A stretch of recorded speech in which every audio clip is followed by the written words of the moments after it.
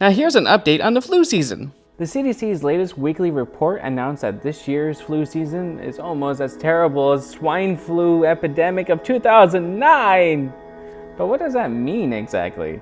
I mean, how are they getting those numbers? I mean, are there more people sick? Are more people dead because of the flu? The metric they are announcing is the percentage of patients presenting flu-like symptoms to healthcare providers. A metric so specific, it kind of sounds meaningless. Flu-like symptoms include cough, fever, muscle aches and chills, headaches and fatigue, symptoms that can be caused by any other disease, really. So my questions become less apocalyptic. They're more like, is the CDC inflating their numbers, and do their numbers even reflect reality? So we dug into those same numbers and found the wonderful world of statistics. First, we went into the reported numbers the CDC had of cases of flu-like symptoms this year and compared it to the data they had available from 2009. We created this cumulative graph using the same data the CDC uses to get the percentage of hospitalizations in the country.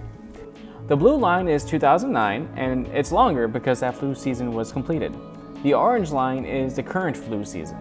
And yep, the number of cases is about to reach the number of cases back in 2009, when swine flu was at its peak.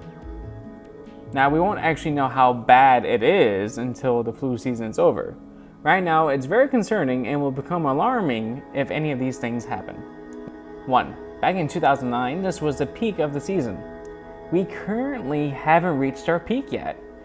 If the cumulative rate of increase keeps going up this sharply, the number of people getting the flu will also increase sharply. 2. If the rate plateaus and doesn't come down a long time, this means no new cases are being reported and the season's likely over, unless...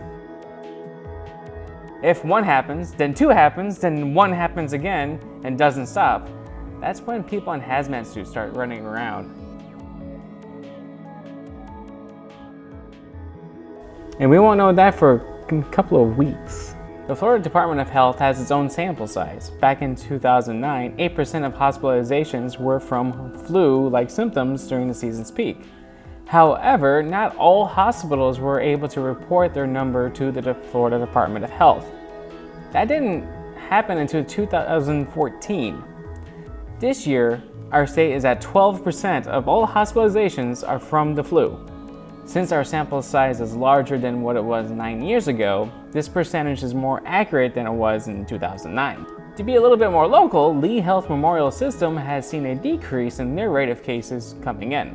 But once again, we'll have to wait and see. In the meantime, wash your hands, stay home from work if you feel sick, and get the flu shot. Those are your best chances. Stay healthy.